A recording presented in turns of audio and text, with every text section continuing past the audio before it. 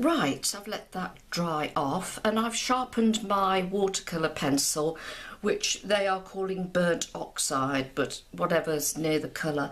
And what I'm going to do is I'm going to use the pencil, find the nice sharp bit, and just with a very, very fine line, just come down, varying the pressure that I put on it. And just go up the other side a little bit. And you could, if you wish, soften that off with your brush, with a damp brush.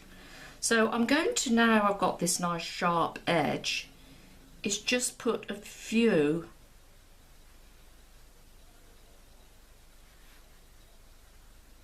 little wispy frondy bits.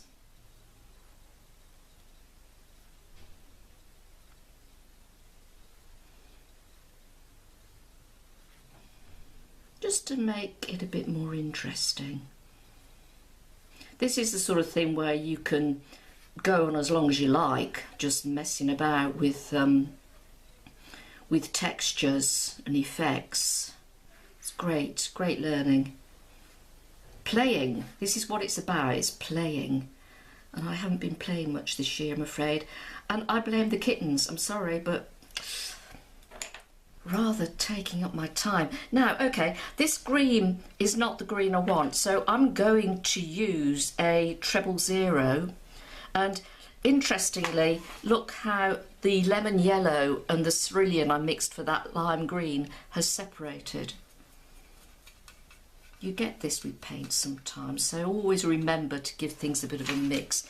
So let's see if I can add a few of these with this really fine brush. So fine, it's not picking up any paint.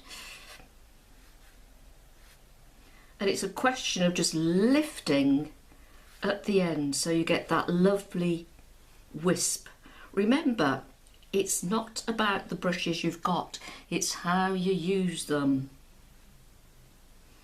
You've all heard that expression about workman blames his tools. And doing stuff like this is really good practice for brush techniques to help you to get it. But now look how far down I'm holding the brush as well, and I'm resting my hand on the paper, so I'm getting a really nice control. I'm going to have a few wispy bits coming out here. And as I say, you can come on and carry on like this, oops, as much as you like. Some of these actually, they start green and then they get the browny bits on the end. That might be a little bridge too far to execute that, but if you have the time and the inclination,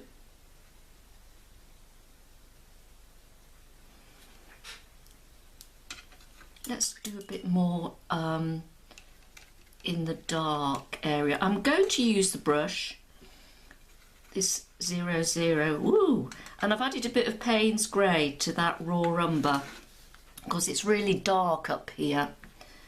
And I'm going to start it down here, lifting it off occasionally.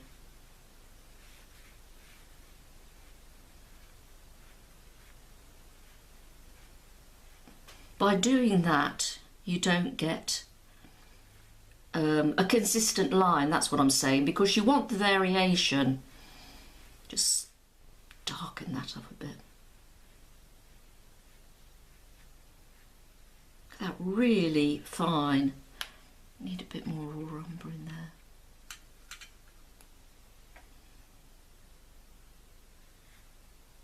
Really fine line. So you start off with contact with the paper and then you gradually lift it off. Flick your brush, let me show you here. See? Lift it off and look, you get that really fine, because it's got a lovely, lovely point, this brush. Really fine. Let's just add a bit of dark here in places where it goes a bit denser.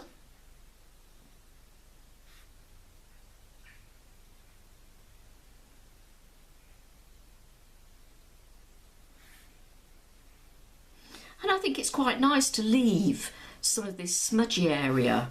I think that looks quite effective, especially down here. Let's just do a little bit more, rinse my brush off thoroughly.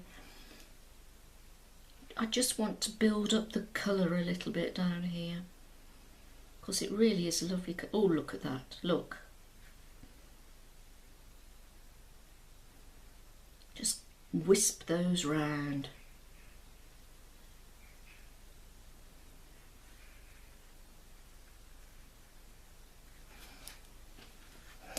I think that will do.